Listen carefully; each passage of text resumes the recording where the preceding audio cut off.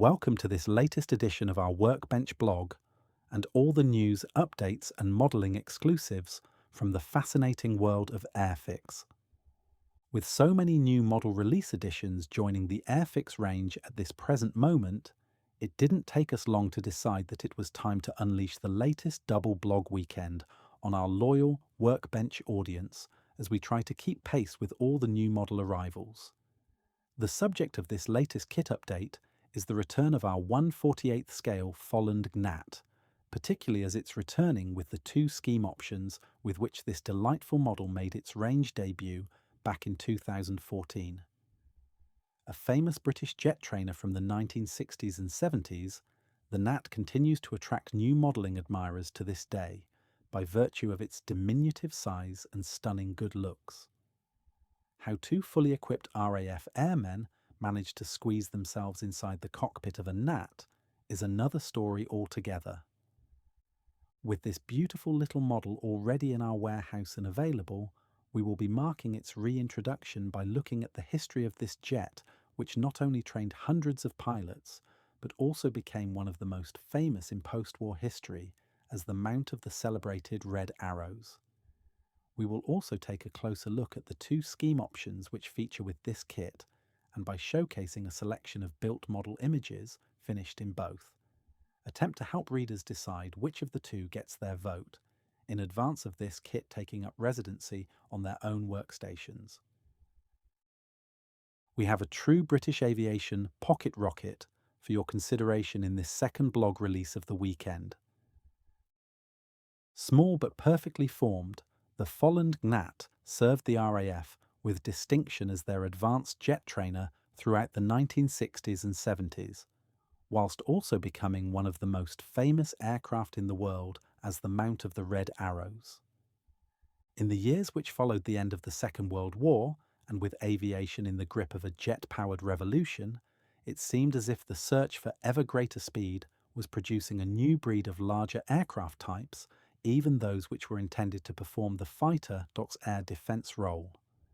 Even though the majority of the world's aircraft designers appeared to be following this development path, and having himself been previously involved in the development of both the Canberra and Lightning, when talented aircraft designer William Teddy Petter joined the smaller Folland Aircraft Company, he had a clear vision.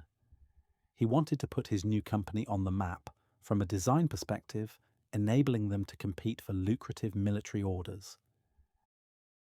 Establishing a team of talented designers and engineers around him, he led that team in immediately exploring options for lightweight fighter designs,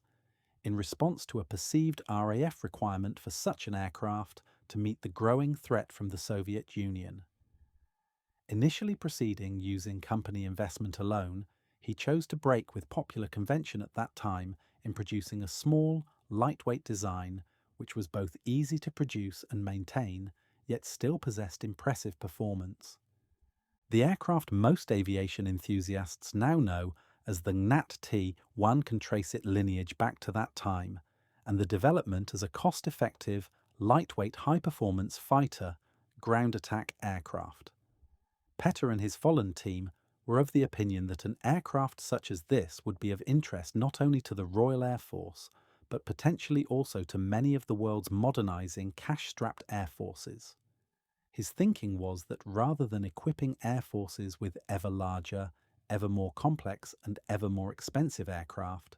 surely a highly manoeuvrable and incredibly effective type, which was intentionally less complex and had low production and operating costs, would provide its parent air force with a much more operationally appealing aircraft option. Crucially, they would be able to afford more of them, create a more effective deterrent threat in the process.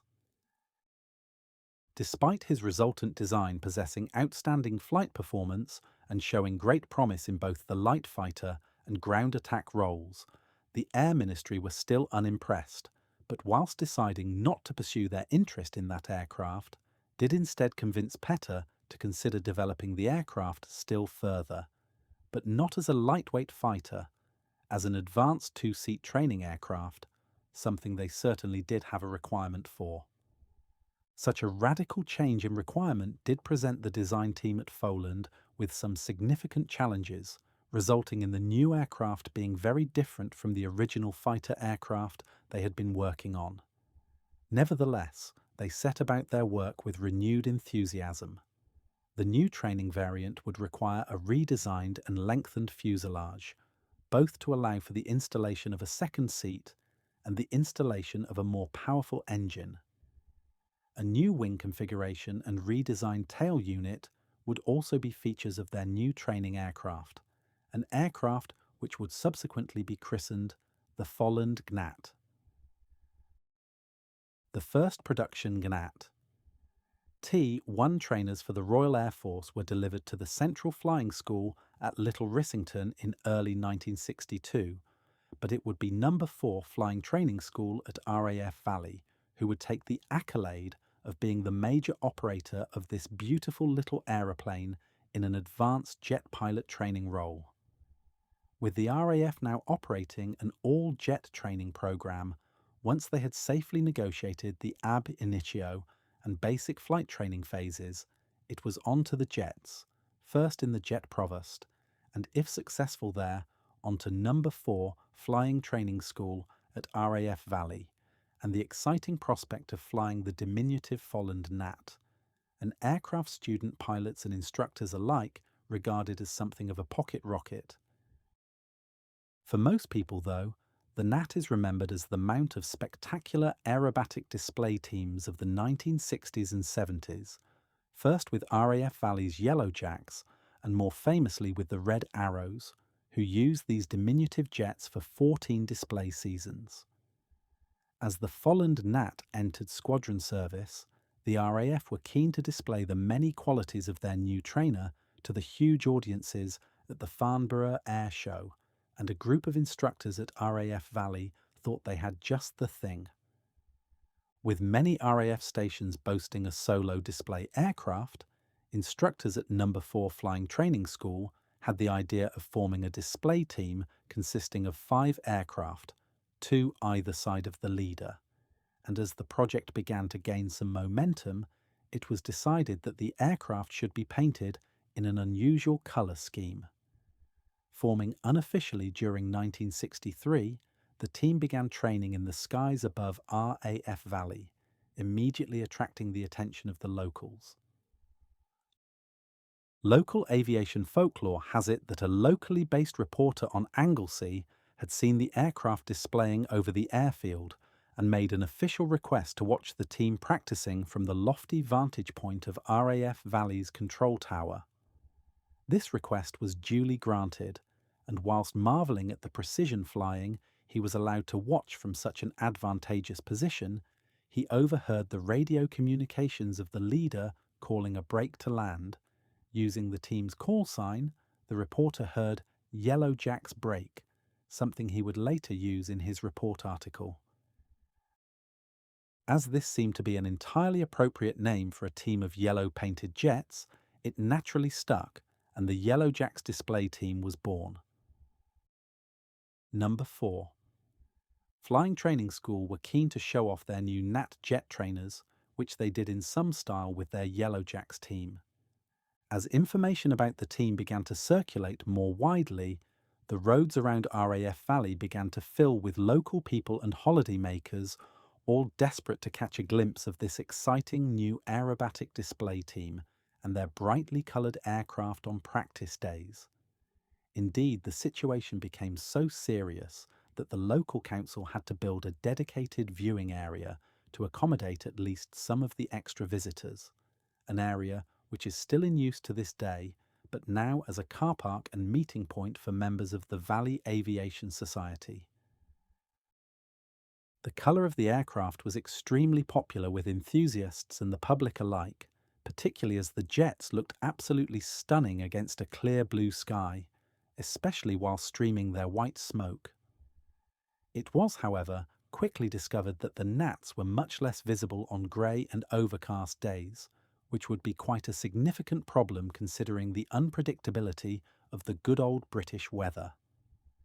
At that time, there were quite a number of RAF display teams on the airshow display circuit, and service officials were becoming increasingly concerned that individual units were spending far too much time on unofficial flying activities, in addition to the sheer number of teams being a cause of some confusion amongst the general public. Wanting to regain some central control over the situation, but also wanting to maintain the undoubted public popularity of the Yellow Jacks, the Yellow Gnats were ordered down to Little Rissington at the end of the display season, where they would go on to form the nucleus of a new official RAF aerobatic display team, one which continued to utilise the exceptional qualities of the Folland Gnat, but exchanging their striking yellow scheme for an even more iconic look. This new team would go by the name of the Red Arrows. Becoming some of the most famous aircraft in post-war RAF history, the Gnats of the Red Arrows would go on to thrill millions of spectators with their displays of precision flying 1,292 times over the next 14 years, creating a proud record of flying excellence which is upheld by current members of this world-famous team. Over the years, Airfix modelling enthusiasts have always been able to count on any catalogue or annual range of kits to provide plenty of choice when it comes to selecting a suitable model subject to enjoy, with some options proving to be more irresistible than others. Due to its links with the Red Arrows, and by virtue of the fact that as a training aircraft, it will have come into contact with more people than most, the Folland Gnat has appeared regularly in various ranges over the years, starting with the introduction of our originally tooled 1/72nd scale kit back in 1964. It has to be said that most of those releases presented the kit as a Red Arrows Gnat, but those looking to take on a more standard training jet appearance for their build could always follow guidance in the Airfix magazine or delve into the aftermarket decal world. This original tooling was replaced with an impressive new kit featuring all the latest industry developments in 2012, and at this current moment, we're delighted to say that we have examples of both our 1/72nd and 1/48th scale Folland Gnat kits available. Although the Gnat is definitely on the small side as far as a two-seat jet trainer goes, it is a particularly attractive aeroplane to look at. So when our 1/48th scale example of the aircraft was released in 2014, you can imagine how popular a range edition this proved to be. Even though everything about the Gnat is small, in this larger scale, it really does allow us to better admire the clean lines of this beautiful little aeroplane, and from a displayed built model perspective, a 1/48th scale Gnat is definitely something of an attention grabber. For this reason, we're delighted to have a kit which many regard as their favourite of recent years back in the range once more. And as there isn't a Red Arrow or Yellow Jack livery in sight when it comes to the scheme options available, this is probably an appropriate point to take a closer look at what schemes are included now. For student pilots making their first flight in the Folland Gnat, the experience must have been absolutely unforgettable. Having already safely negotiated basic flight training in the steady but rather sedate Jet Provost, the Gnat must have seemed like something entirely different, offering the sheer excitement of flying, surely the reason they had joined the RAF in the first place. Regarded as something of a hot ship by all those who flew them, the Gnat was a delight to fly, fast and manoeuvrable, and the ideal aircraft for future fast jet pilots to gain their first taste of real speed. The rather cramped cockpit must have felt somewhat reassuring for the student, almost as if they had strapped the aircraft on in preparation for their latest flight experience. However, the diminutive stature of the Gnat also posed some significant problems, many of which would become worse the longer the aircraft remained in service. Although it must have been quite the thrill for student pilots, in the seat behind them, the instructor was having a different experience altogether, with his work environment being extremely cramped, with very poor forward visibility, which must have been quite alarming during critical phases of flight. It was also quickly discovered that taller pilots found it extremely difficult to fit in the cockpit of the Gnat, and worse than this, should they be forced to eject from the aircraft in an emergency, there was a distinct possibility of sustaining severe injury due to the location of the main instrument panel and the crew's legs. This had to be avoided at all costs and swiftly resulted in taller pilots being transferred to other aircraft to continue their training, such as the Hawker Hunter. Although the Gnat was unquestionably a pretty-looking aeroplane to look at, it must have been an absolute nightmare for engineers and technicians to work on. With all this advanced equipment crammed into such a small airframe, and with space always at such a premium, a high degree of dexterity must have been desirable for engineers stationed at RAF Valley, with the ability to contort their limbs being a welcome bonus. Despite this, the Gnat proved to be a successful training aeroplane, serving for 16 years with No. 4 FTS at RAF Valley, as well as being the high-profile mount of both the Yellow Jacks and Red Arrows display teams during their service life. This particular Gnat was the first T-1 aircraft from the main production order to make its first flight, which it completed on the 25th of June 1962. She would be accepted into service with the RAF at the beginning of 1964 and would go on to have an active service career in the role for which this aircraft was developed, that of an advanced jet trainer. Interestingly, she wouldn't be one of the aircraft used by the Red Arrows during their extensive time spent with the Gnat. In this handsome scheme, she is resplendent in the later high-visibility training presentation adopted by the Royal Air Force, and makes for an interesting comparison with the second option available, which is the earlier incarnation. Which one do you prefer? More importantly, which one do you think looks better on a Gnat? The RAF's Central Flying School was originally established in May 1912 and was intended as an institution both to train future flight instructors and to test the competency of individual air crews, whilst at the same time acting as a review body for the training system as a whole. It would go on to produce a constant stream of highly proficient qualified flying instructors, although the structure of the school would be modified significantly during wartime conditions. CFS instructors would ultimately train thousands of pilots destined for military service all over the world, airmen who would eventually help to secure a hard-fought victory for the Allied nations in 2 world wars. The Central Flying School was re-established at the Gloucestershire Airfield at Little Rissington in 1946,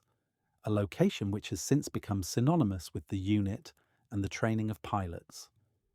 Interestingly, at the time of its construction, Little Rissington had the distinction of being the highest airfield in regular use here in the UK, being approximately 750 feet above sea level, something which did make it susceptible to suffering from poor weather conditions at times over the years. Almost as soon as the CFS arrived, the airfield was effectively cut off from the rest of the country by severe blizzards during the winter of 1946-47, and it would be 2 days before an intrepid party from Little Rissington made it to the sanctuary of the Old New Inn at Bourton-on-the-Water and civilization. The primary role of the CFS at Little Rissington was to provide advanced flying training for qualified military pilots, and indeed was the only RAF school to be engaged in the training of flying instructors, a role it continued to perform throughout the transition from piston to jet-powered aircraft. The first jets to arrive at the airfield were de Havilland Vampire T-11s, but these were soon joined by the new Jet Provost, which was to play such a significant role in the future training of RAF pilots. The first course of qualified flying instructors, QFIs, to successfully graduate from a Jet Provost program left the Central Flying School for service postings in November 1959. Taking RAF jet training to new levels of both speed and capability, the first production Folland Gnat T-1 trainers arrived at Little Rissington in 1962, with those first aircraft looking resplendent in a striking all-silver livery. With the Gnats being diminutive, slippery customers, they must have looked rather smart darting around Gloucestershire skies in that presentation. By the mid-1960s, the silver Gnats had inherited day-glow orange extremities, all intended to make the aircraft more visible from the ground, and crucially, to other aircraft in the air, a conscious effort to reduce the potential for accidents at a time of heavy flying commitments. Updated once again during the early 1970s to the A scheme previously featured above, modelers working on Gnat projects actually have quite a number of different scheme options in which to consider finishing their models, particularly if you include those worn by the aerobatic display team operators of the aircraft. One thing is certain, no choice is a bad choice, because a Gnat will look great in any of them. This particular Gnat, XM709, was the last of 14 pre-production aircraft to be constructed, making its first flight on the 5th of January 1962. Delivered to the RAF early the following month, she would be sent to Dunsfold for flight development trials, before taking her place amongst the training aircraft at the Central Flying School Airfield at Little Rissington. During a long service career, she would wear most of the scheme permutations applied to the aircraft, but would eventually be sold at an MOD auction in a relatively dilapidated state. Sold to a private buyer following her withdrawal from service, she would travel to Florida, where he is still thought to be today, a stored airframe used as a spares donor for airworthy examples of the aircraft on the other side of the Atlantic. For those of us who grew up watching the red arrows displaying prior to being allocated their current Hawk jets, we still have a real affection for the Folland Gnat, and even though the RAF only purchased 105 of them, they still rank as one of the most memorable types to see post-war RAF service. Small, but a real hot ship,